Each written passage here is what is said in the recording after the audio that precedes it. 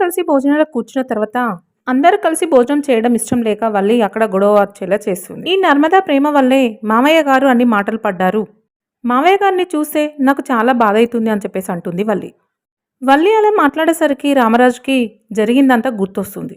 ఆ బాధతో రామరాజు భోజనం చేయకుండా పక్కకి లేచొస్తారు. ఇక ఇంతలోపు వేదావతి రామరాజు దగ్గరికి వచ్చి, ఏమండి, ఎన్ని బాధలు వచ్చినా భోజనం మీద నుండి లేవద్దు అని మీరే చెప్తారు కదా, మీరెందుకు ఇప్పుడు లేచొచ్చారు అని చెప్పేసి అడుగుతుంది వేదావతి. ఇదిలా ఉండగా నర్మదా ప్రేమ వాళ్ళ అత్తయ్యతో చాలా హ్యాపీగా ఉన్నట్టుగా వల్లి కలగంటూ స్పృహ తప్పి కింద పడిపోతుంది. ఇక ఇంతలోపు నర్మదా ప్రేమ వల్లి దగ్గరికి వచ్చి, ఏంటక్కాయ్ కింద పడిపోయావని చెప్పేసి అడుగుతారు. ఇంతలోపు వల్లి, మీరు అత్తయ్యతో ఎప్పటిలా కలిసిపోయారా అని అడుగుతుండగా అక్కడికి వేదావతి వచ్చి వల్లిని కోప్పడుతుంది.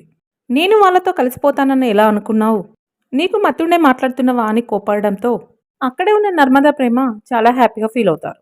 మరి ఈ గొడవలన్నిటికీ కారణం వల్లి అని చెప్పేసి ఇంట్లో వాళ్ళందరికీ తెలిసిందా? తర్వాత ఏం జరుగుతుంది మళ్ళీ మన ఛానల్ చూద్దాం. Thank you friends, please subscribe my channel.